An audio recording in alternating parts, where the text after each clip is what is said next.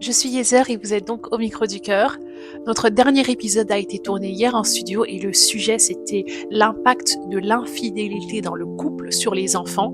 Nous avons reçu comme intervenant le psychothérapeute Monsieur Maurice Johnson et comme intervenant qui a partagé son témoignage avec beaucoup de cœur, beaucoup d'amour mais surtout beaucoup de courage. On peut très bien Monsieur...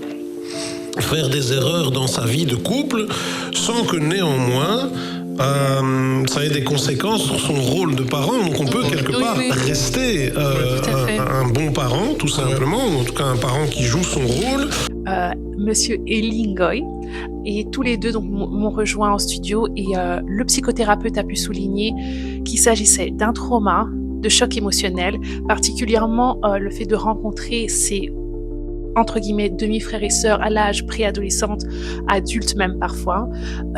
Et donc on a découvert le témoignage d'Eli qui m'a beaucoup touchée parce que ça parle de mon histoire également. C'est douloureux de savoir, de poser la question est-ce qu'ils sont heureux d'être toujours ensemble, parce que plusieurs fois on nous a fait comprendre qu'ils restaient ensemble parce que nous on était encore là et c'est avec.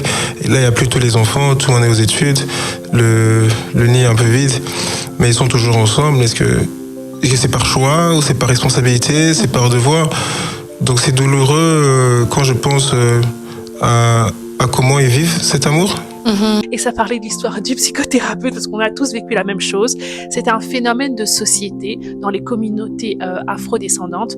Donc c'était un plateau sans jugement de la part, sans jugement de l'infidélité des parents, mais simplement de mettre des mots sur un choc émotionnel, un trauma. Et Monsieur Maurice Johnson nous a donné quelques outils de solutions.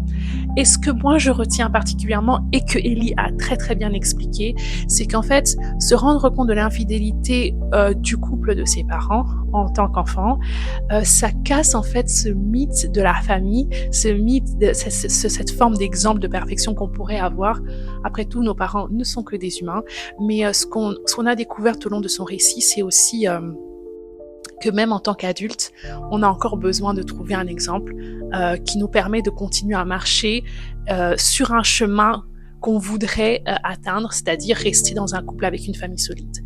Donc, j'ai hâte que vous découvriez l'épisode et je vous retrouve à très bientôt.